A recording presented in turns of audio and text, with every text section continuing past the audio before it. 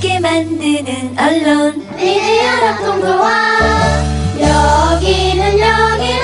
여기는 국민TV. 함께 만드는 언론 미디어 협동조합. 여기는 국민TV.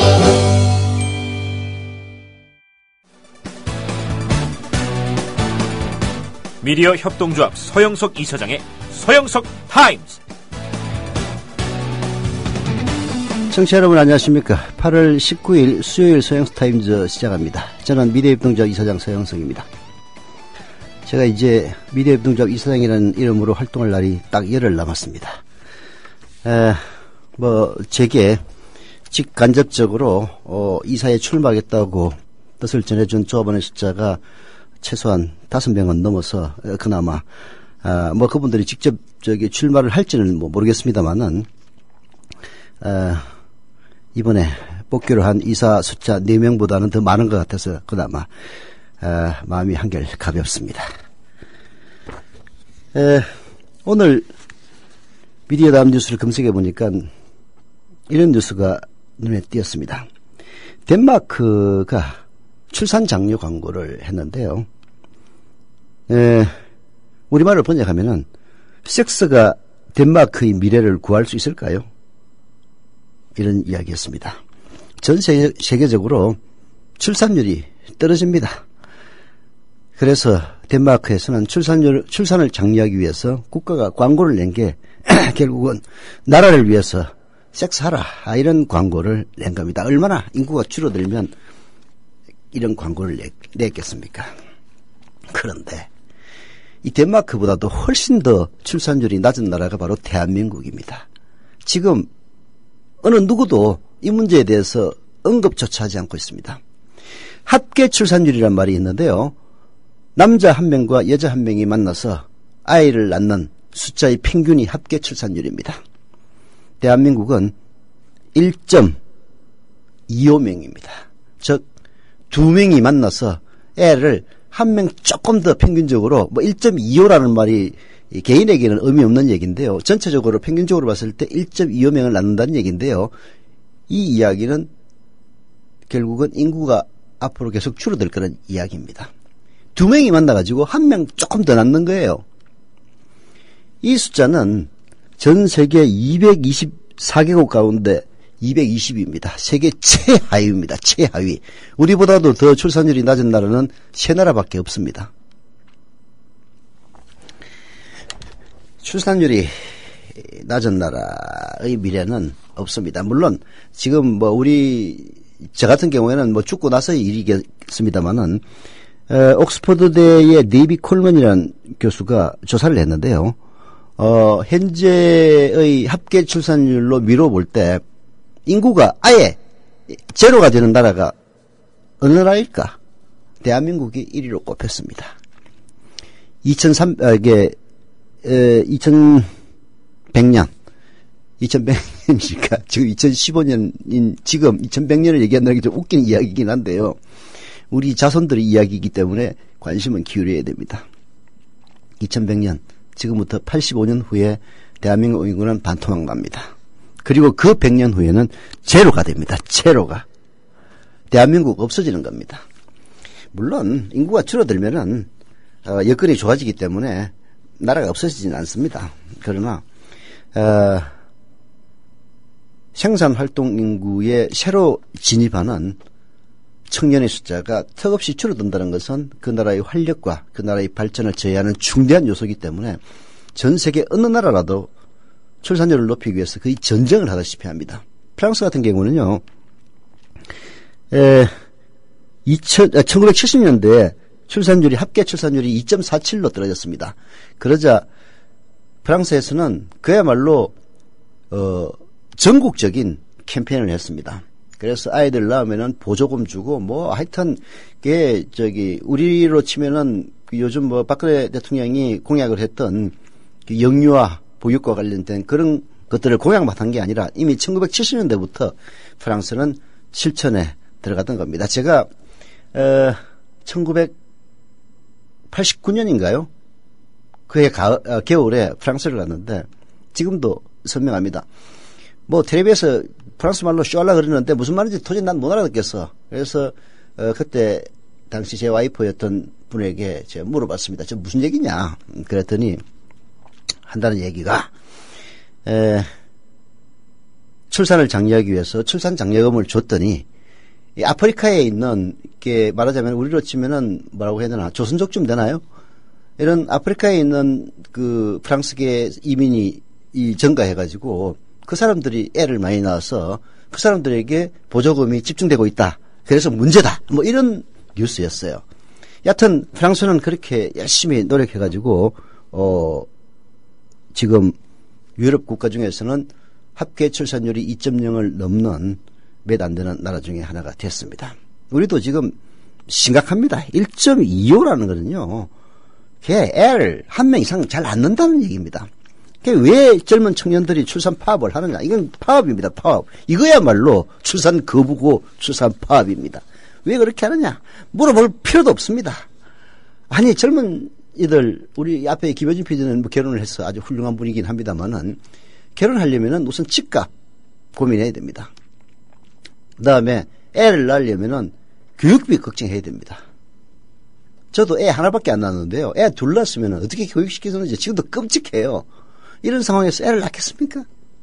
결국은 이런 상황을 타개하기 위해서는 국가적으로 뭔가 정책적인 배려를 하는 수밖에 없습니다. 그런 배려에 대해서는 전혀 눈을 감고 있는 이 정권 보면은 한심하게 이를 데 없습니다. 그럼에도 불구하고 노인들에게 대해서는 일을 잘 해주느냐? 전혀 그렇지 않습니다.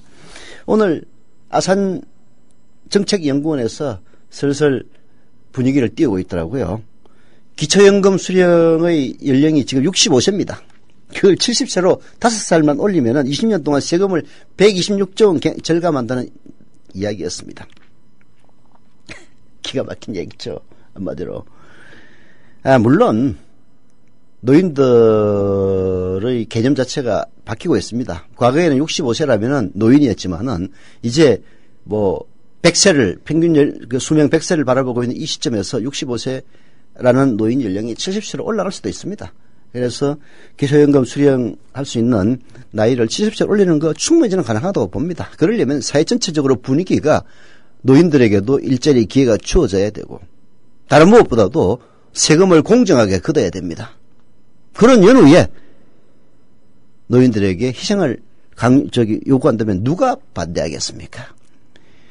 기업들에게 대해서 걷는 세금, 삼성전자의 실효세율이라는 것은 법인 세율에다가 온갖 공제, 혜택 다 제하고 나서 실제로 걷는 세율을 실효세율이라고 합니다. 대한민국에서 가장 돈을 잘 버는 삼성전자의 실효세율이 중소기업보다도 더 낮다는 이런 사실, 중소기업의 법인 세율보다 더 낮다는 사실, 이런 사실을 전혀 개선하지도 않고 노인들에게 또다시 기초연금 수령 연령을 5년 상향함으로써 슬슬 희생을 강요할 그럴 조짐을 보이고 있습니다. 그런데도 노인들은 이 정권 좋다고 또 찍겠죠? 자, 그런 모순을 생각하면은 제발 좀 그렇게 해라 라는 생각마저 듭니다만은 청년에 대한 비전, 출산율에 대한 비전, 노인들을 위한 비전, 이런 비전들이 전무한 이런 정권이 하루라도 빨리 없어지기를 오늘도 기도하면서 잠시 광고 듣고 시작하겠습니다. 안녕하세요. 국민TV 조합원 전창걸입니다. 이번에 새롭게 오픈한 국민TV 쿠겐샵의 성공과 번창을 기원합니다. 쿠겐샵이 국민TV 미디어 협동조합의 튼실한 살림으로 성장하길 바랍니다. 당연히 물론 쿠겐샵에 새싹당 콩차 입점시켰습니다. 먹기 편하게 티백으로 만든 새싹당 콩차도 있사오니 여러분의 많은 관심을 바랍니다. 혹시 커피숍을 운영하시는 분들 메뉴에 새싹당 콩차를 추가하고 싶다면 도매 가격으로 납품 가능합니다. 거침없이 070-8635-1288로 전화주세요. 그리고 인터넷 다음에서 새싹당 콩차를 검색하시면 전창걸닷컴으로 오실 수 있습니다. 골이 깊으면 산이 높듯이 힘겨운 시간이 지나면 행복한 시간이 다가올 것을 저는 믿습니다. 힘든 세상 혼자서 속상해하지 마세요. 여러분 곁에는 국민TV가 있습니다. 그리고 발칙한 음료 기발한 차 새싹 땅콩차도 있습니다. 070-8635-1288입니다.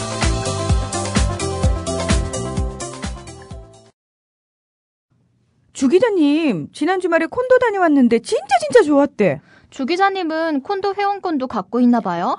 부럽다. 이번에 회원권 114 거래소에 의뢰해서 싸게 구입했다는데? 콘도 회원권은 비싸지 않아요? 회원권인데? 근데 이 콘도 회원권이라고 다 비싼 게 아닌가 봐. 회원권 114에 알아보니까 종류도 많고 다양한 상품들 엄청 많던데? 그러면 우리도 봄 여행 한번 알아볼까요? 콘도는 회원권 114에서 구입하고요. 02-544-6114번 02-544-6114번 회원권 114는 인터넷과 모바일 앱에서도 검색할 수 있습니다. 콘도 회원권 거래는 회원권 114 02-544-6114번으로 바로 전화해보세요. 지상철 조합원 신청 광고입니다. 강화대교 앞에서 개념 부부가 만드는 개념 곰탕 연지연 곰탕. 연지연이란 가마솥의 장작불로 온종일 구워내는 곰탕을 서로 나누어 이어지는 인연이란 뜻입니다. 연지연 곰탕이 민주주의를 열망하는 조합원 여러분과 국민의 건강을 책임지겠습니다. 곰탕 포장 판매는 한 팩 800g에 7,000원이며 7팩 이상은 무료 배송으로 드립니다. 연지연 곰탕은 강화대교 입구에 위치해 있습니다. 단체 주문 예약 및 포장 주문 전화번호는 010-7252-1114, 010-7252-1114, 031-989-9968. 조합원 단체 예약은 10% 할인해드립니다.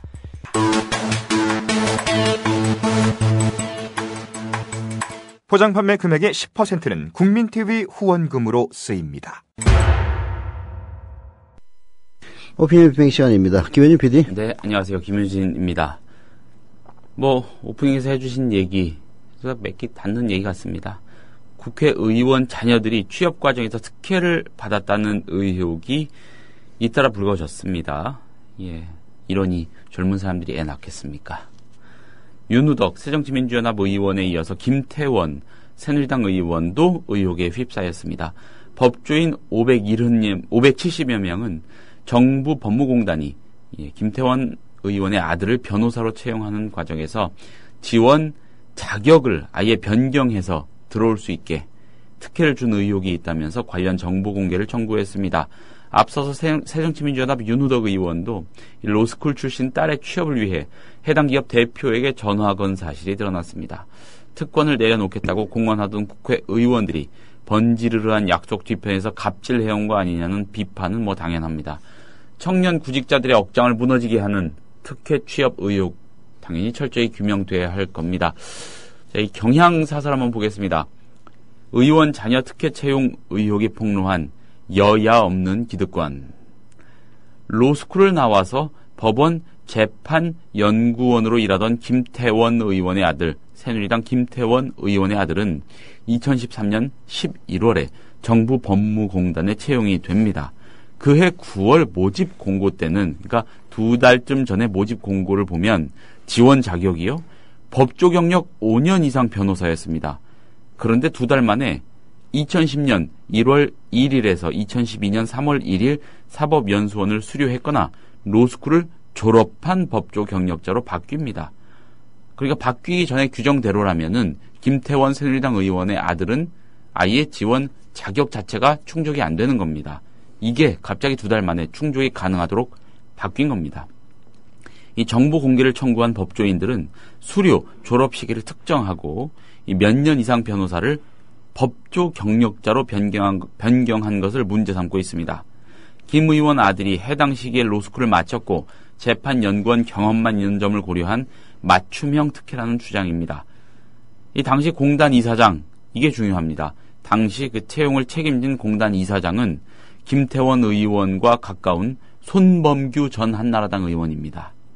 김 의원과 공단 측은 의혹을 부인하고 있지만 해명을 믿기에는 의심스러운 정황이 너무 많죠. 자, 새정치연합 윤우덕 의원은 2013년 9월 LG 디스플레이 대표에게 전화를 겁니다. 자기 딸이 당신 회사 변호사 채용에 응시해, 내 딸이 당신 회사 변호사 채용에 응시했으니까 뭐 알아서 좀 잘 좀 부탁한다 이런 취지였겠죠. LG 디스플레이는 윤 의원 지역구인 경기 파주에 공장을 두고 있습니다. 윤 의원이 사과하고 딸도 회사를 관두기로 했지만 특혜 논란은 수그러들지 않고 있습니다. 이 문재인 새정치연합 대표는 당 윤리심판원에 직권 조사를 요청했고요. 변호사 720여 명 윤 의원의 사퇴를 촉구했습니다.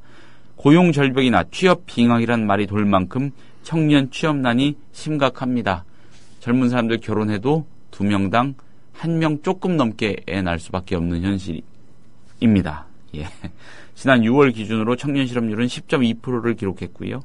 취직을 포기하거나 졸업을 유예하고 구직 활동을 하는 이들까지 포함하면 체감 청년 실업률은 30%에 육박합니다. 이런데 국회의원 등 기득권층이 노블레스 오블리주를 보여주진 못할 망정 연줄과 배경을 이용해서 반칙을 일삼고 있는 것입니다. 예. 나는 이 사설을 읽으면서 예.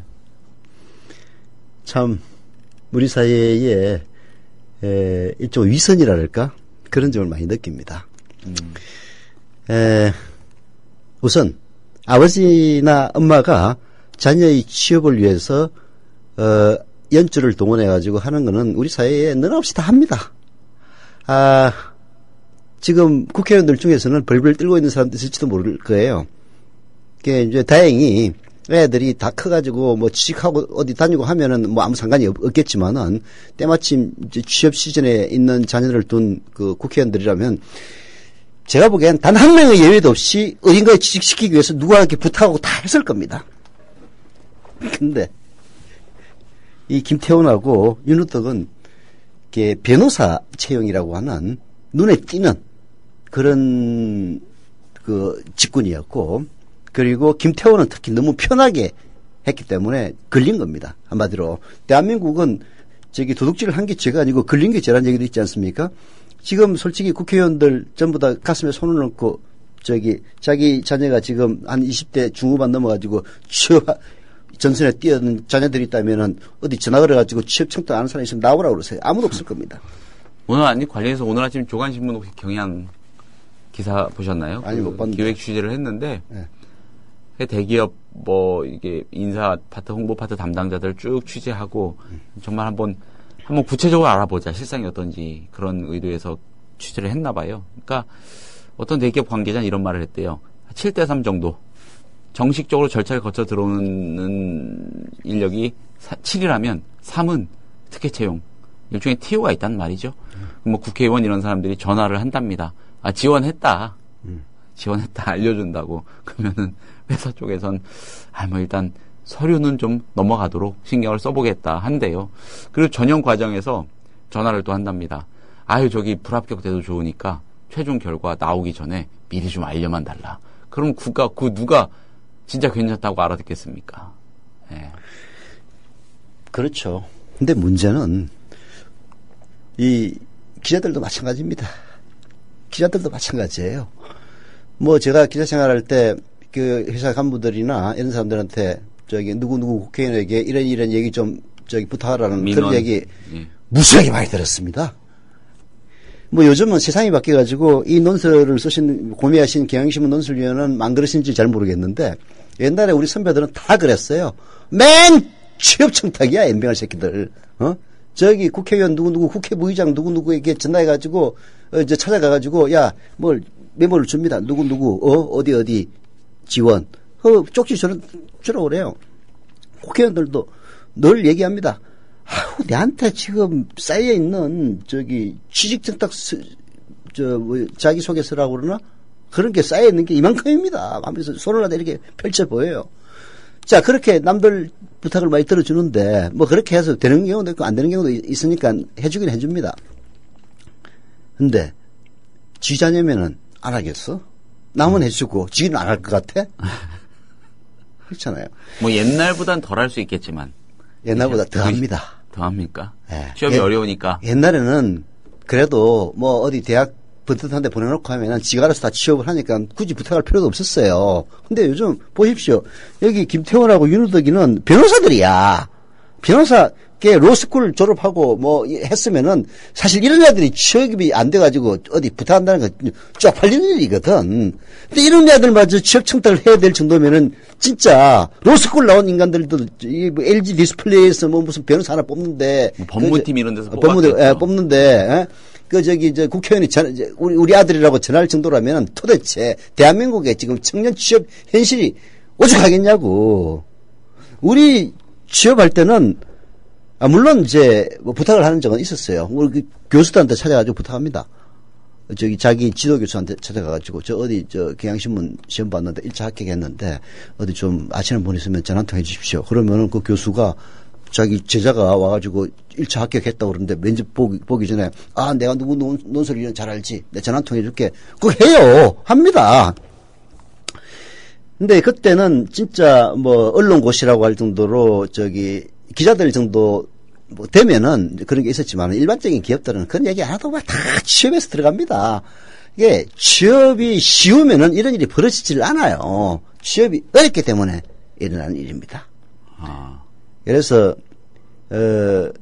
이제 결국은 자기의 지위를 이용해서 특히 요즘처럼 청년들의 실업이 만연해 있고 번듯한 일자리가 적은 이런 상황에서 분노를 불러일으키는 그런 짓거리를 한 거죠. 그러나 이걸 탓하고 욕을 하는 건 당연히 해야 되겠지만은 여기에 숨어 있는 지금 현재 젊은이들의 취업 상태가 도대체 어떻길래 이런 일이 벌어졌느냐 이런 문제에 더 큰 관심을 가져야 될 것 아닙니까? 근데 거기에 대해서 관심 가지는 인간들 별로 없어요.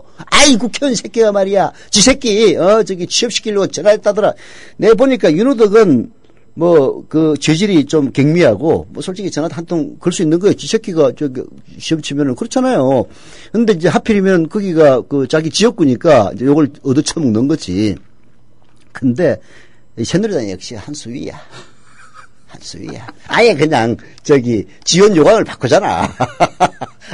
훌륭하신 분들이야. 이런 일들이 비일비재하게 일어납니다. 특히 어디에서 일어난지 아세요? 누구야, 김무성 의원 딸 채용될 때도 이런 의혹이 일었어요. 그렇죠. 이게 누구 특정한 사람을 합격을 시키는데 이게 아주 좋은 경력을 가진 많은 사람들을 떨어뜨려야 돼요. 그렇잖아요. 누구 부탁을 들어주려면은 떨어뜨려 놓으면 나중에 말이 나오잖아. 그래서 아예 조건을 바꿔버립니다. 그 딸에게 딱 맞춤형 조건으로 바꿔요. 그렇게 해서 요강을 바꿔서 냅니다. 그런 일들이 비일비재해요. 비일비재합니다. 솔직히 근데 한편으로는 부럽네요. 그런 능력이. 솔직한 심정으로. 그게 이제 그거를 독시하고 있는 데가 바로 새누리당을 비롯한 이른바 기득권계층입니다. 이런 걸 보면서 한편으로는 내 팔자는 뭐 이런 생각하고 솔직히 부럽다. 이런 한편으로 이런 마음을 먹을 수 있는 현실도 참. 이게 젊은이들은 난 그래도 희망이 있다고 봐요. 젊은이들 정치 성향, 정당 지지 선호도를 조사해 보면은 20대 새누리당 지지율 아주 낮습니다. 이 정당이 그런 기득권의 주체라는 걸 이제 젊은이들도 아는 거지. 그렇잖아요. 다 끼리끼리 헤쳐먹고 우리는 지방대에 진짜 별 볼 이루는 인문계열 학과 졸업하면은 진짜 편의점에 알바 외에는 할 일이 없는 거야.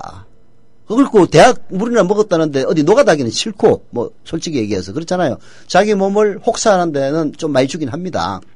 근데 그런 일자리도 많지도 않을 뿐더러 요즘은 특히 지난번에 완도 내려갔을 때 그 얘기 듣고 충격을 받았어요. 완도에 있는 우리 국민TV 조합원. 외국인 노동자. 외국인 노동자. 특히 카자흐스탄 이쪽에 있는 애들은 체력이 좋아가지고 진짜 그냥 이제 배를 갖다가 짓다 보면은 맨 밑에 마지막에 도색을 할 때 특히 철 구조물 같은 경우에는 맨 밑에 깔려 있는 게 제일 먼저 들어가고 위로 쭉 올라가면서 집 지듯이 배를 만들거든요. 그러면 맨 밑에 있는 철 구조물은 이게 녹이라든지 이런 게 설 수밖에 없어요. 그럼 마지막에 이제 배가 거의 다 완성됐을 때는 밑에 끼어 들어가 가지고 녹을 다 긁어내고 거기다가 쫙 도색을 새로 합니다. 미리 도색을 해놓으면은 나중에 그게 낡아지기 때문에 마지막에 한다는 거예요. 근데 그때 되면은 밑에는 빨빨빨 끼 들어가야 되고 위에 청청 시야로 있으니까 환기도 안 되고 그래서 대한민국 노동자들은 그거 들어가서 일하기 싫어해요. 근데 카자흐스탄 이런 우즈베키스탄 이런데 덕치도 이지만한 인간들이 와가지고 싹쓸이 해간다는 거야. 일자리를. 그게 제 임금도 적게 주고 일도 잘하니까 쓸 수밖에 없는 거 아니에요. 그냥 점점 일자리를 더 잃어가는 이런 상황을 듣고 저도 충격을 받은 적이 있는데 어떻든 젊은이들의 일자리가 개판 5분 전으로 가니까 이런 일들이 과거에도 있었는데 지금 특히 더 분노를 불러일으키고 그래서 이렇게 기사가 된다.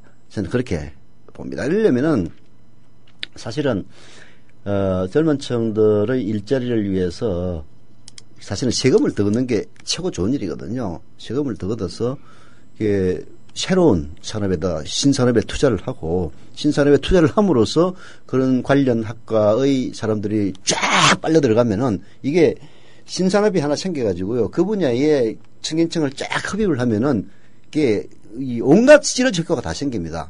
다른 데는 그쪽으로 블랙홀처럼 인재들이 빨려 들어가니까 다른 데서 인재 구하기 힘들어서요. 그러니까 대우를 좋게 할 수밖에 없습니다. 그렇잖아요. 그래서 이제 그런 이제 말하자면은 새로운 산업을 발굴하고 거기에 정부에서 투자를 하고 그리고 투자를 유도하고 이렇게 해서 일자리를 늘려가는 이런 식이어야 하는데 뭐 이명박 정부 이후에 일자리라는 거는 전부 시간제 아니면은 뭐 하여튼 저기 알바 비슷한 이런 이상한 거 만들어 가지고 숫자만 늘리는 그런 정책을 써왔죠. 그러니까 지방대 나와가지고 인문계 출신으로서 서울 와가지고 개론에다 해보려고 온갖 군데 내보니까 안 되고 그리고 구급 공무원도 저기 안정적이다 해가지고 해보려고 저기 어디 노량진 가가지고 공시적으로 한 5년 꿀렀는데 시험은 안 되고 그러다 보니까 먹고 살기 위해서 맨 뭐 편의점이나 이런 데 가서 알바나 나가고 이런 사람들의 이런 윤호덕이나 김태원이 이 얘기 들으면 얼마나 열을 확 받겠습니까? 이런 개새끼들 얘기가 절로 나오죠. 근데 더 중요한 것은 젊은 층의 일자리가 워낙 씨가 마르다 보니까 이런 일이 벌어지는 것이지 이 자체에 대해서 질투만 질투라고 볼 수는 없지. 분노. 공평하지 못함에 대한 분노는 당연히 있어야 되겠지만은 이것의 근본적인 원인을 생각하면서 거기에 대해서 한 번 더 고민해보고. 예. 그래서 누군가 그런 얘기를 했잖아요. 프랑스에서는 대학생들을 위한 정책이 굉장히 좋습니다. 아주 좋아요. 물론 이제 국가적으로 자라나는 미래에 대한 투자 이런 측면도 있긴 합니다만은 뭐 대학생들의 투표율이 80%가 넘어요. 그게 대학생들의 이익에 반대하는 정책 잘못 내놓으면 그 정당 작살 나는 거야. 젊은 사람들도 투표를 해야 됩니다. 투표를 해서 자기들의 이익을 대변할 수 있는 그런 정권을 스스로 만드는 것이야말로 근본적인 해결책이 아니냐 하는 생각이 듭니다. 이어서 고민을 하게 만드는 꼭지를 한번 또 일자리입니까? 배치해봤습니다. 네. 자, 뭐 부족하고 불안한 일자리, 또 과도한 주거비와 빚 부담, 부모의 도움 없이는 가정을 꾸리는 것마저 두려운 현실. 그렇습니다. 오늘날 청년들이 겪고 있는 공통의 문제입니다. 청년 문제는 뭐 단순히 특정한 생애 주기에 속하는 일부 인구 집단의 문제로 그치지 않습니다. 국가의 미래를 좌우하는 문제겠죠. 이런 이게 지금 집보자들도 잘 생각을 해야 돼. 집을 팔아먹으려면은 결국은 순환이 돼야 팔리는 거거든요. 그렇지 않습니까? 그래서 20대에 진입하는 애들은 10평형대의 전세라도 얻을 수 있는 돈을 벌게 만들어줘야 그 집을 전세를 얻는단 말입니다. 그렇게 해서 어느 정도 자본이 쌓이면은 그 집을 구매를 하게 돼요. 그러면은 그 집을 팔 사람들은 어떻게 되느냐. 20대 후반, 30대 초반에 있는 사람들은 이제 애도 놓고 하니까 20평형대 집으로 전세를 옮겨가게 됩니다. 옮겨가려면 돈이 몇천만 원이 더 들어야 되잖아요. 그러면 그 사이에 몇천만 원을 저축을 해야 그게 가능해지는 것 아니에요. 그럼 30대 중반 되면 그 집을 사게 됩니다. 그렇잖아요? 그렇게 해서 30대 중후반이 20평형대의 집을 살 수 있는 여건이 되고 그 사람들이 40대에 갔을 때 다시 30평형대 집을 사고 그래서 나중에 50대쯤 가가지고 진짜 돈을 많이 버는 사람들은 40평, 50평대 집을 사는 이 구조, 선선한 구조가 이루어져야만이 집값이 부양이 되는 거거든요. 근데 맨 밑에 있는 기초가 지금 깨어진 겁니다. 이미 깨어졌어요. 요즘 20대 집 살 생각하는 사람 누가 있습니까? 아무도 없습니다. 그렇죠. 자, 한겨레 경제사회연구원이 심포지엄을 열었습니다. 청년 문제 관련한 그런 행사였겠죠. 여기에서 청년 문제를 풀기 위한 사회적 논의와 대타협 이게 절실하다는 목소리가 분출했다고 하네요. 심포지엄에서 발표된 연구원 사회조사센터의 청년의식 조사 결과는 충격적입니다. 청년 고용지표 등 지금까지 공식 통계에서 드러난 상황보다 더 심각했다고 합니다. 먼저 취업, 주거, 결혼, 출산, 인간관계 등 기본적 삶의 기회에 대한 자신감을 물어봐서 산출한 활력지수라는 게 있는데 100점 만점에 50점도 안 됐다고 합니다. 평균적으로 청년들은 희망이나 기대감 이런 것보단 절망과 불안에 찌들어 있다는 얘기겠죠. 한결의 사설입니다. 다 함께 만들어야 할 청년 희망 보고서 이런 제목이고요. 조사 결과에서 드러난 더 큰 문제는 청년 세대 안에서도 부모의 경제력에 따른 조건과 환경의 차이를 넘을 수 없는 벽으로 인식한다는 점입니다. 스스로의 능력이나 노력보다 부모의 소득이나 자산 수준에 따라 출발선부터 달라지는 이른바 세습 자본주의가 청년들의 생각에 깊이 스며들어 있음을 말해줍니다. 이 때문에 청년층에서는 우리 사회가 노력에 따른 공정한 대가를 제공하지 못하고 있다는 의견이 80%를 훌쩍 넘었고요. 한 번 실패해도 다시 일어설 기회가 있는지에 대해 부정적인 의견이 압도적이었답니다. 이처럼 스스로 차별과 절망의 늪에 빠졌다고 여기는 청년이 늘어난 근본적인 이유는 갈수록 심해지는 일자리 부족 현상 때문이겠죠. 청년들은 정부가 이 문제를 해결할 수 있을지 매우 회의하고 있습니다. 청년 고용 활성화 방안으로 장년층의 임금 피크제 도입을 추진하고 있지만 설문조사에선 임금 피크제로 청년 일자리가 늘어날 것으로 보지 않는다는 의견이 75% 넘었습니다. 청년들이 맞닥뜨린 절망적인 현실을 목도한다면 기성세대는 안타까움을 넘어 죄책감을 느껴야 마땅할 것입니다. 실효성 없는 정책만 남발하는 정부나 기업의 책임 방기를 탓할 수만은 없습니다. 정부, 기업, 노동계는 물론이고 정치권과 시민사회가 모두 머리를 맞대고 해법을 모색해야 합니다. 이 청년 고용 확대라는 목표에 동의한다면 각 경제 주체들은 어떤 책임과 부담을 감수할 것인지 고민해서 사회적 대타협을 이루어야 합니다. 청년들에게 줄 희망보고서 작성에 다 함께 적극 나서야 할 시점이 됐다고 한겨레가 보채는데 뭐 하루 이틀 된 얘기는 아니죠. 이것도 공허한 이야기입니다. 너무 답답하고 아득하니까 공허한 것 같습니다. 지금 청년층은 잘 알고 있어요. 불공평의 구조화가 이미 완성됐다는 사실을. 자기 아버지가 국회의원 정도 돼야 로스쿨 나오더라도 어디 재벌 기업의 법무팀에 채용될 수 있다는 사실 잘 압니다. 이미 불공평의 구조화는 이루어졌어요. 몰랐다면 이제 오늘 그 기사 보고들 알았겠죠. 그리고 법무공단에서 여당 국회의원의 아들놈을 이제 변호사로 뽑기 위해서 응시 자격을 변경시키는 이런 일들이 이미 불공평이 구조화됐다는 증거고 이런 사실을 잘 알고 있습니다. 그래서 불공평의 구조화가 개선되지 않은 상태에서 임금 피크제 해봤자 불공평을 더 심화시킬 수밖에 없다는 사실을 젊은 층들 잘 알고 있습니다. 이게 임금 피크제가 청년층의 일자리를 늘리려면요, 사회가 공평할 때 가능한 일입니다. 사회가 공평하게 이루어져 있을 때, 사회가 공평하다면은 그래 나이 든 사람들이 너무 고임금을 쫙쫙 빨아들여가지고 그게 실제로 투자로도 이루어지지 않고 그래서 니들은 그동안 많이 벌었으니까 좀 희생해라. 대신 그 돈 가지고 젊은 층들 이자를 늘리겠다. 이제 이게 임금 피크제란 말이에요. 그런 임금 피크제를 이제 도입하는 데 대해서 사회 자체가 공평하다면은 뭐 당근 거기에 대해서 동의를 하고 따르겠지만은 사회가 이미 불공평하다는 사실을 청년들이 너무나 잘 알고 있기 때문에 그렇게 해본들 임금 피크제로 인해서 생기는 그 재원들이 청년들의 일자리를 위해서 쓰이지 않으리라는 사실을 너무나 잘 아는 거예요.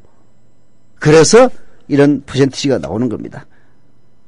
임금 피크제를 도입해도 청년 일자리가 늘어날 것으로 보지 않는다는 의견이 75%가 넘는다는 건 무려 4분의 3이 넘는다는 이야기입니다. 우리 청년들 정말 똑똑해요. 그래서 이 사회를 공평하게 만드는 일이 더 중요한 일입니다. 그게 청년 일자리, 노년층에 대한 복지, 이 모든 것들이 사회의 평등도에 따라서 달라지는 거예요. 사회가 불평등하기 때문에 우리는 그 대가를 토토하게 치르고 있는 겁니다. 스티글리츠의 교수가 쓴 불평등의 대가라는 책도 바로 그런 점을 유념해서 쓴 책인데요. 불평등의 대가 우리는 토토하게 치르고 있습니다. 모든 것이 우리 사회의 재화를 1%가 절반 혹은 3분의 이상을 갖다 독식하기 때문에 일어나는 일이에요. 이 사회가 경제가 활력을 잃은 것도 불평등의 결과입니다. 평등하게 사회가 저소득층에게도 우리 사회가 이룩한 그 재화들이 공평하게 흘러간다면은 이 사회가 이렇게 경제가 탄력을 잃을 이유가 없습니다. 스파르타가 왜 망한지 아세요? 스파르타도 부의 집중 때문에 망했습니다. 스파르타는 아시겠지만은 10%의 시민과 90%의 노예로 이루어진 사회였습니다. 스파르타를 다룬 300이라는 영화가 왜 나온지 아십니까? 원래 스파르타는 자유시민, 쉽게 해서 인간으로 취급받는 사람들이 그 도시 전체 인구의 10%밖에 안 됐어요. 워낙 숫자가 적습니다. 그래서 병사들도 그 10% 중에서 뽑는 겁니다. 그래서 300명밖에 안 나온 겁니다. 페르시아 같은 경우에는 이런 식의 신분제는 아니었기 때문에 오히려 병사들의 숫자는 많았죠. 이 스파르타 그래도 300명이라도 뽑아낼 수 있던 그 시기는 그 10%밖에 안 되는 그 시민들의 평등도가 있었기 때문에 가능했던 건데요. 그게 세월이 지나면서 스파르타 빈부격차가 심해집니다. 그렇게 말하자면 시민권을 가진 자유시민들 사이에서도 부가 1%에게 집중되는 이런 현상이 벌어져서 빈곤한 자유시민들이 애도 안 날려고 그러고 실제로 그때 이미 지금부터 2000년 전에 출산율이 확 떨어졌어요. 그게 애를 낳을 수 있는 그런 환경들이 사라지면은 2000년 전이나 지금이나 똑같다는 이야기입니다. 그래서 스파르타는 역사의 뒤편으로 사라져갔던 겁니다. 우리도 지금 마찬가지죠. 이 사회의 평등도를 개선하지 않는다면은 백약이 무효입니다. 무슨 임금 피크제 하면은 그 임금 피크로 인해서 환수되는 그 재원들이 청년들에게 갈 것 같습니까? 불과 0.001%도 안 되는 재벌 총수들 주머니로 다 기어 들어갈 겁니다. 정부가 그렇게 공갈을 치고 협박을 해도 몇백조 원에 이르는 산해유보금 절대 내놓지 않습니다. 미국처럼 그 산해유보금에 대해서 30% 세금을 물린다고 해보십시오. 그 돈 쓰려고 아마 미친듯이 지랄 연병을 떨 겁니다. 투자한다고. 그게 500조 원의 30% 세금을 물린다면 150조 원인데 150조 원을 가만히 있으면은 세금으로 다 국가에서 뜯어갈 판이에요. 그러면은 안 뜯기기 위해서 투자할 것 아닙니까? 근데 이 정권은 이미 재벌의 신으로 전락한 지 오래입니다. 보십시오. 지난번 사면하는 거 하도 여론이 롯데 재벌 때문에 여론이 안 좋으니까 이름 있는 그런 그 재벌들 중에서는 그 SK 회장 하나만 사면했지만은 무려 1000개가 넘는 그런 건설업체들의 이른바 자격 미달을 전부 다 복원시켜 주지 않았습니까? 이런 정권입니다. 무슨 말을 하겠습니까? 권력을 교체해야만이 지금의 이 모든 불행과 불안들이 해소된다는 저희 주장, 특정 정치 세력을 겨냥한 얘기 아닙니다. 새누리당, 제가 뭐가 미워서 새누리당이 집권한다고 해서 저 이상 더 나빠질 거 하나도 없습니다. 저는. 그리고 새정치민주연합이 집권한다고 해서 제가 좋을 게 뭐가 있습니까? 그러나 우리 청년들의 미래, 또 저희 미래이기도 한 노인들의 미래를 생각하면 이런 정권이 더 이상 집권해서는 희망이 없다. 이런 점을 누구보다도 절실하게 깨닫고 있기 때문에 여러분들께 하는 이야기입니다. 네. 자, 잠시 전하는 말씀 좀 듣고 오겠습니다. 국민TV 조합원인감? 나가지 있게 지역협의회에 가입해야 쓰겠어. 국민TV 조합원이요? 지역협의회에 가입해야죠. 국민TV 조합원 맞나? 막 퍼뜩 지역협의회에 가입해 안 가나? 국민TV 조합원에 가입하고 조합비를 내고 국민라디오와 국민TV를 시청한다고 조합원으로서의 만족이 전부냐? 결코 아닙니다. 가까운 지역협의회에 가입하셔서 가까이 사는 조합원과 동지애를 나누십시오.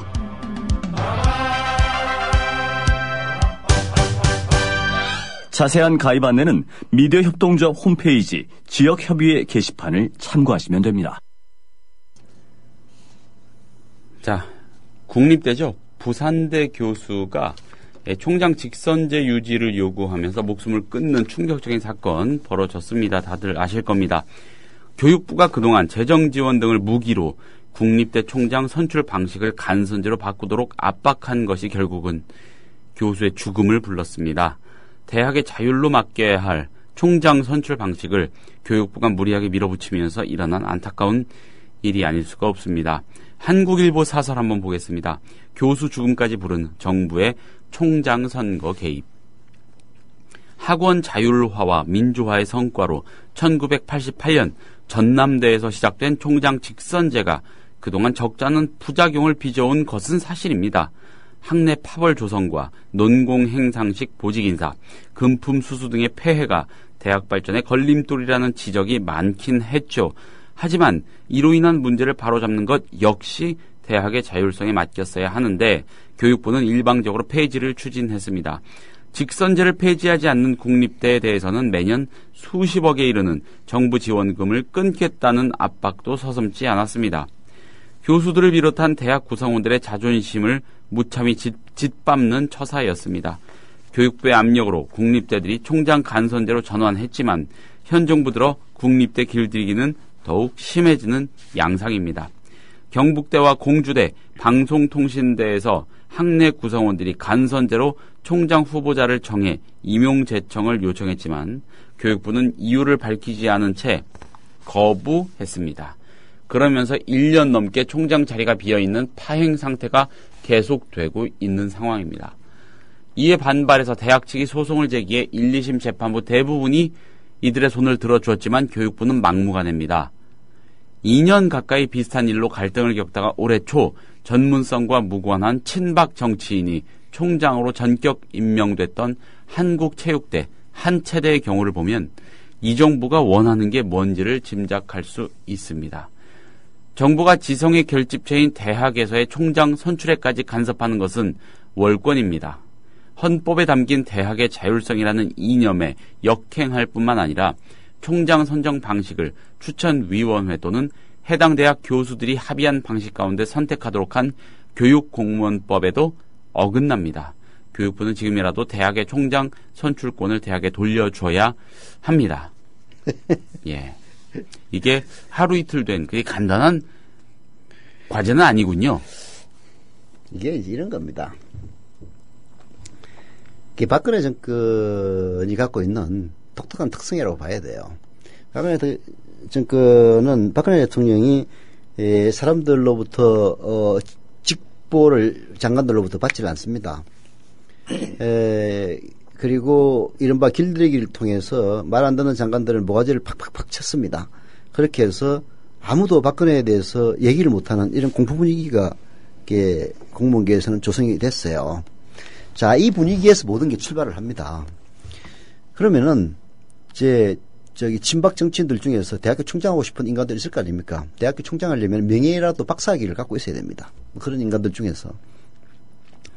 네, 맨날 예를 들지만은 제 고등학교 선배이기도 한 광명에서 국회의원 했던 남궁진, 옛날 문화체육관광부 장관을 했죠. 김대중 정권 때. 그 남궁진 선배 얘기 맨날 들어요. 장관 그만두고 나서 강원대에서 총장으로 초빙이 왔대요. 광운대요, 광운대. 아니, 광운이 아니고 강원대. 강원대, 예. 강원대에서. 그래서, 잘 됐다고, 좋다고 했는데, 강원대에서는 설마 장관까지 한 분이 명예라도 박사학위는 갖고 있겠지 해가지고 초빙을 했는데, 이력서 내라고 하는데, 보니까, 이건 조건이, 자격이 미달인데, 이리 된 거야. 박사학위가 없어가지고 못했어요. 하여튼, 대학 총장 되려면 최소한 박사학위를 갖고 있어야 됩니다. 그래서 그런 얘기를 하더라고. 이런 얘기하면 맨날 그 기억이 나서 설명을 하는 거야. 문화체육관광부 장관 할 때 이상한 대학에서 명예 박사학위 준다고 그랬는데 괜히 모양 내느라고 내가 무슨 박사학위 해가지고 거절하는 게 아주 후회가 되더라고. 그런 얘기를 들은 적이 있는데요. 자, 그럼 박사학위를 갖고 있고 할 일 없는 사람이 이제 총장을 하고 싶은 하는 사람이 로비를 합니다. 저 좀 시켜주세요. 그러다 보면은 말하자면은 박근혜 대통령이 무섭지가 않은 그런 상황이라면은 그거는 절차에 따라서 해야죠. 이렇게 얘기가 흘러갑니다. 근데 전부 다 벌벌벌 뜨니까 시켜주라 하면은 그게 통하는 거예요. 자, 시키려고 하는데 대학에서는 무슨 뭐 총장 직선제니 간선제니 하면서 지들끼리 뽑는다고 지랄이거든. 그러니까 노 하는 거야.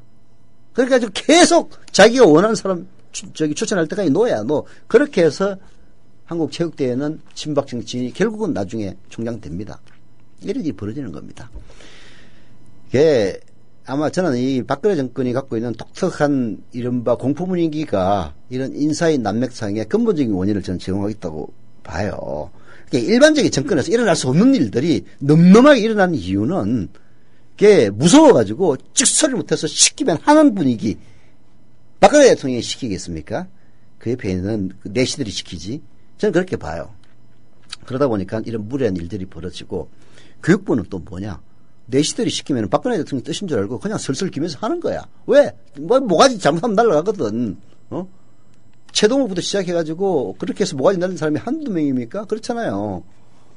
그래서 이런 어이없는 일들이 벌어지는 근본 이유는 이른바 그 공포 분위기가 그 바닥에는 깔려있다. 이런 이야기입니다. 그래서 박근혜 정권의 위세가 살아있는 동안에는 공포 분위기 때문에 찍소리 못하고 그냥 넘어가요. 아이, 이거 잘못 얘기했다가, 씨발, 어제 꼬질당할지 모른다. 검찰총장까지 그냥 탈탈탈 털어가지고, 사람 온갖 개망신 줘가지고 쫓아내는 파인데, 내가 괜히 딸을 들었다가 무슨 꼴을 당하라고 찍소리 안 하고 있습니다. 근데, 그게 언제 분출되느냐? 박근혜 정권의 힘이 빠지는 날 분출이 되는 겁니다. 이 정권 다 할 때까지 분출이 안 되면은, 정권 바뀌면 분출돼요. 물론, 정권 안 바뀌면 분출이 안 될 수도 있습니다. 이명박의 그 많은 실정들이 정권이 안 바뀌니까 분출이 안 되고 있잖아요. 그래서 무슨 일이 있더라도 집권을 해야겠다 해서 지금 또 뭘 꾸미고 있는지 참 걱정 많이 됩니다. 그러나 당난거칠이라고 했죠. 사마귀가 수레바퀴를 거스를 수는 없는 겁니다. 저는 그렇게 봅니다. 집권 세력이 사마귀입니까? 사마귀지. 아니 그 총장이요.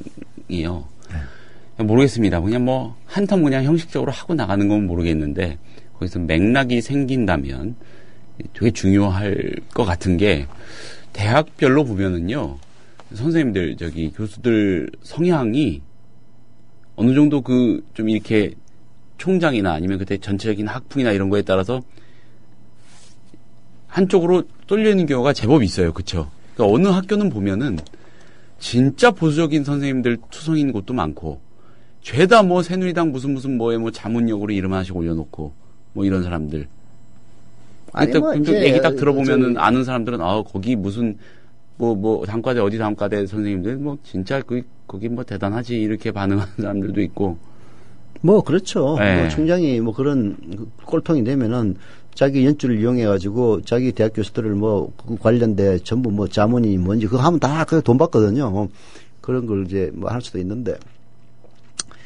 뭐 어느 쪽으로든 치우치면 안 좋은 건데 뭐 새누리당 쪽으로든 어느 쪽으로든 그죠? 총장이 그런 질서를 좀 잡으려고 노력을 한다거나 좀 진짜 조금 발전적인 차원에서 고민을 하는 사람이라면은 그런 분위기가 조성이 안 될 거잖아요. 그게 아까 그 뭐 무슨 법무공단 얘기 나왔는데 거기에 법무공단 이사장이 전 한나라당 의원, 새누리당 의원이라며 손범규 전 의원 뭐 당시에 이사장이었던 모양이죠. 처음 듣는 국회의원이 이제 전 고향 쪽에서. 여하튼 그런 인간이 이제를 보내는 이유가 어디 있겠습니까? 그럼 새누리당에 같이 국회의원 했던 사람들이 부탁이 좋잖아요. 그렇잖아요. 그 뭐 어디 법무공단 되면 뭐 취직 자리라는 게 늘 생깁니다. 그러면 전화 한 통 걸어가지고 형님 좀 봐줘. 내 애들 이번에 시험 봤디야. 뭐 이렇게 하는 거고 총장으로 예를 들어서 자기 친구가 새누리당에 국회의원 했던 놈이 가 있으면은 전화 한 통 걸어가지고 야 이번에 교직원 시험에 내 사돈의 8,000놈이 이번에 응시를 했다는데 좀 잘 봐줘. 이야기가 쉽잖아요. 그 뭐 전혀 지장판 시민단체에서 교수 추천위원회에서 추천된 사람이 총장이 되면 그런 얘기 했다가는 또 어느 칼에 맞으라고 말도 못하는 거야. 이런 고리를 여서여서에 박아 넣기 위해서 사립대는 이제 힘을 못 쓰니까 국립대라도 전부 총장을 그냥 아예 임명하고 싶어 하는 거예요. 교육부에서는. 아니 뭐 근데 사학은 사실 현 정권 입장에서 사학은 걱정할 필요가 없지 않나요? 원래. 예. 아이고. 이때 보면 지지 세력이자 이익 집단이니까. 그렇죠? 그러니까 국공립만 좀 어떻게 이런 표현 좀 그럴지 모르겠습니다만 단돌이 하면 되는데 뭐 그런 반로가 아닌가 싶습니다. 예, 이걸 뭐 무슨 얘기를 하면 기승전 박근혜 정권 나온다고 참 권력이 그만큼 중요한 겁니다. 예, 다음 토픽 또 한 꼭지 보겠습니다. 네. 이 공공부문부터 비정규직 보호에 앞장서겠다는 정부 다짐이 무색하게도 정부 청사, 정부 청사의 용역 노동자들은 고용 불안과 편법적인 임금 삭감에 시달려온 사실이 드러났습니다. 어제 경향신문이 대대적으로 보도했죠. 정부 세종청사 용역 노동자 고용 실태 조사 결과 이건 노동개혁을 추진하는 정부의 두 얼굴을 여지없이 보여줍니다.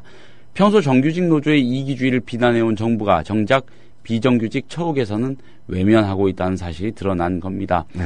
그러니까 뭐 고용, 뭐 유연화니, 뭐 노동개혁, 이른바 노동개혁이니 얘기하면서 이게 진짜 이 비정규직들을 위해서 이 정규직 당신들이 너무 그렇게 강성으로 버티고 있지 말라. 이런 논리라고 해야 됩니까? 이런 명분을 들이대잖아요. 근데 비정규 노동자들을 향해서 하는 짓은 이렇다는 겁니다. 경향사설 보겠습니다. 노동개혁을 하겠다는 정부의 두 얼굴. 경향신문 취재 결과 이 정부 세종청사에 근무한 특수경비원, 청소노동자 789명 중 지난 3년간 직접 고용으로 전환된 경우는 단 한 건도 없었답니다. 단 한 건도. 2012년 기획재정부, 행정안전부, 고용노동부 공동으로 만든 공공부문 용역노동자 보호 지침을 이어받은 정부는 특별한 사유가 없으면 고용을 승계하고 계약기간 중 고용을 유지하도록 했죠. 하지만 특수경비 노동자 중 매년 20여 명은 이유 없는 해고와 해명 없는 복직이 반복되면서 고용 불안에 시달려야 했답니다. 정부가 용역 보호 지침을 정면으로 위반한 겁니다. 최저임금보다 높은 시중 노임 단가를 기준으로 임금을 지급하도록 한 지침도 무시됐다고 하고요. 심지어 야간 무급 휴게 시간을 3시간에서 5시간으로 늘리는 이런 꼼수로 임금을 삭감하기도 했습니다. 그러니까 억지로 일할 수 없는 시간을 늘려놓은 겁니다. 모범이 돼야 할 정부가 최저임금 인상에 대한 부담을 노동자에게 전가하기 위해 악덕 사업주들이 쓰는 편법을 따라한 겁니다. 정부가 용역 노동자 보호 지침을 무시한 것은 이번뿐이 아닙니다. 지난해 10월 국정감사에서 고용노동부 산하 115개 공공기관 중 97개 기관 80% 넘습니다. 이 정도가 시중 노임 단가를 위반한 사실이 드러나기도 했죠. 자, 정부는 지난 6월 상시 지속 업무는 정규직으로 전환토록 유도하겠다면서 민간 부문에 적용할 비정규직 가이드라인을 발표했습니다. 그러나 그런 정부 스스로 용역 노동자 보호 지침을 무시하는데 민간이 따르겠습니까? 민간이 바보입니까? 이 문제도 사실 근본을 따져보면은 어디에서 비롯되는지 아세요? 아니 정부에서 자기 돈도 아닌데 왜 이렇게 돈을 절감하려고 애를 쓰겠어? 결국 돈 안 경비 절감하기 위해서 이런 꼼수를 쓴 거거든. 세수 결손. 세금이 안 거쳐서 그런 겁니다. 세금이 안 거치니까 늘 얘기하잖아요. 정부든 기업이든 임금비 까는 게 제일 좋습니다. 그렇잖아요. 그래서 임금비를 까기 위해서 이런 온갖 꼼수와 편법을 다 동원하는 겁니다. 이 바탕에는 세수결손이 있는 거예요. 그 세수결손은 왜 일어났습니까? 왜 일어났냐고요. 부자들에게 가했던 종합부동산세를 거의 사실상 폐지함으로써 연간 20조 원입니다. 이상의 세수결손 일으켰죠. 그 다음에 기업들에게 법인세 인하시키면서 연간 10조 원 이상 세수결손 처리했죠. 이런 방식이에요. 그게 30조 원이면은 매년 30조 원이면요. 이명박이가 그렇게 말아먹었던 4대강 사업 한 해 하나씩 날아가는 겁니다. 이명박이 그 4대강 사업도 22조 원인가 밖에 안 들어갔어요. 10밖에 안 들어갔다니까 진짜 참 웃기네. 22조 원이면 참 작은 돈은 아닌데. 그럴 정도로 엄청난 결손이라는 거죠. 그렇죠. 이렇게 세수 결손을 해놓고 법인세를 절대 못 올리겠다는 거 아니야. 법인세를. 삼성전자 법인세를 50% 올려봐. 그러면 삼성은 전부 회사 때려치고 어디 외국 나가겠다고 그러겠지만 외국 나가 봐라. 그런 방식으로 지배 구조가 가능한지 절대 못 나간다고 봅니다. 그러니까 이게 말씀하신 게 많은 전문가들이 얘기하는 게 진보 개혁 진영의 학자들이 많이 주장을 하죠. 물론 자꾸 그러면 삼성이고 어디고 다 나간다 외국으로 하는데 나가라. 절대 못 나갈 거라고 확정적으로 주장하는 사람들이 많죠. 왜냐하면 세계 어느 나라를 가도 우리가 지금 기업하기, 그 사람들 입장에서 기업하기 좀 더 불편하게 만든다고 해도 그래도 여기보다 좋은 데가 별로 없을 거다. 지금 하는 짓거리들 보십시오. 노동요인이나 이런 거 도입하고, 임금 피크제도 그냥 솔선수범하고, 법인세는 절대, 안 올리고, 부자들에게 가는 그런, 종합부동산세 같은 거 전부 다 없애버리고, 이렇게 살기 좋은 나라가 어디 있습니까? 여하튼, 그래서, 이제, 세금을, 다 못 걷다 보니까, 그러면은 제일 먼저 이런 인건비 소소하게 이게 사실 몇 푼 되지도 않아요. 여기 뭐 영역 노동자들 789명이라고 했는데 이 사람들이 뭐 연봉을 1억을 받습니까? 2억을 받습니까? 그렇잖아요. 거의 최저임금에 준하는 그런 임금 주면은 아유 뭐 연봉 개념이나 있겠습니까? 그러니까 연봉 따져봤자 뭐 한 2천 되면은 아이고 감사합니다 그럴 거야. 700명 800명이라고 1000명이라고 치자. 2천만 원 전부 다 제대로 준다고 하더라도 그건 뭐 얼마나 되겠습니까? 200억이 됩니까? 2천억이 됩니까? 이게 세금은 더 이상 안 걷고 짜다 보니까 이런 인건비 절감하고 또 경찰들이나 이런 데서는 그냥 세금 딱지 딱지 인하들을 끊고 그리고 형편이 어려워가지고 돈 안 내는 사람들 막 공갈치고 해가지고 어떤 그런 거 환수하고 뭐 이런 그 다음에 복지 깎고 이렇게 하다 보면은 그래서 이제 노인들에게 주는 그 기초노령연금도 65세에서 70세로 올리고 이렇게 해서 결국은 운영해 나갔다는 그 결과가 바로 이겁니다. 그 중에 one of them일 뿐입니다. 그러니까 보통 사람들이 다 이렇게 책임을 져야 되는 건데 우리 보통 사람들은 뭐 어른들도 그렇고 저같이 어린 사람들도 그렇고 열심히 나름대로 살아서 기업에 돈 많이 가져다 줬죠. 그거 기업은 꽁꽁 잠그고 있고 부족해지니까 그걸 또 메꾸라고 하는 뭐 그런 모양새가 맞죠? 예. 훌륭한 사람들이지. 아 진짜 보세요. 이 새끼 변호사 시키려고 요강까지 바꾸는 이런 놈들이. 야 그건 진짜 그건 대단하네요. 진짜 역시 달라요. 예. 그 자기 이익만 아니면 남의 이익이라는 거는 그냥 뭐 발톱에 낀 때만치도 여기지 않는 이런 우리나라 그 1%의 천박한 이렇게 눈에 것만 밝히는 이런 천박성이 드러난 그게 결국은 이 공무원들의 청소 혹은 특수노동자 영역제에 대한 처우에도 그대로 드러나고 있는 겁니다. 삼성과 이맹희 전 회장 빈소에 이제 여기저기서들 많이들 재벌 가문 인사들이 오더라고요.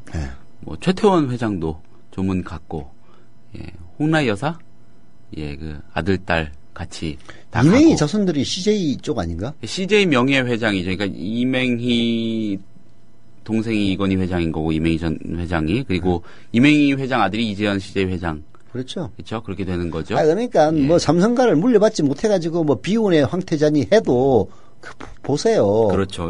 제가 말씀드리고 싶었던 게 뭐 그렇게 보도되는 것만 보면 뭐 이 세상에서 가장 불운한 사람인 것 같고 그런데 뭐 장례식 조문 풍경 보니까 야, 이 사람들 진짜 욕심이 어디까지인가 싶더라고요. CJ는 엔터테인먼트에서는 지금 대한민국 최고의 강자입니다. 공룡이죠, 공룡. 네. 나는 케이블 TV를 자주 보는데, 야, 언제, 옛날 현재인이 거였는데 언제 그 CJ로 넘어갔지? 바둑 TV가 그 CJ 쪽으로 넘어가 있더라고요. 바둑 TV 거기에 편성이 돼 있죠. 예. 네. 맞아요. 그뿐만이 아니고 뭐 OCN이라든지 뭐 온갖 가죠. TVN 요즘도 TVN이 그렇게 인기가 있더라고. 어지간한 그 오락 예능 프로그램은 지상파보다도 더 많이 본다고 그러더라고요. 뭐 무슨 나도 이제 삼시세끼인지 뭐 삼시네끼인지 그것 때문에 이제 TVN이라는 매체를 알겠는데 그전에 있는지도 몰랐어. 근데 어디 한번 검색해 보니까 그 청취율이라는 게 장난이 아니더라고. 야, 그래서 CJ가 이제 뭐 그런 엔터테인먼트에서는 공룡이고 그리고 그 외에 다른 이제 거기도 조 단위가 넘는 그 재벌 회사 아닙니까? 그래서 참 그런 느낌이 들어. 무슨 비운 얼어 죽을 그런 비운이라면 나라도 하겠다. 나 좀 시켜줘. 그렇죠. 저도 부른 애도 좋으니까. 그러니까 그렇습니다. 아무튼 씁쓸하네. 오늘 어떻게 처음부터 끝까지 얘기가 이렇게 씁쓸합니까? 우리 사회가 그렇습니다. 네. 씁쓸한 사회가 이미 됐습니다. 너무 씁쓸해서 더 얘기하기도 그렇고 시간도 다 됐습니다. 네. 자, 오늘 서영석 타임스는 그럼 이쯤에서 마무리해 보겠습니다. 네. 청취해 주신 여러분 감사합니다.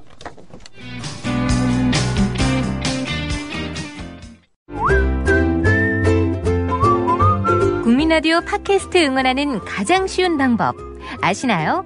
다운로드하기, 별점 주기, 댓글 달기, 구독하기.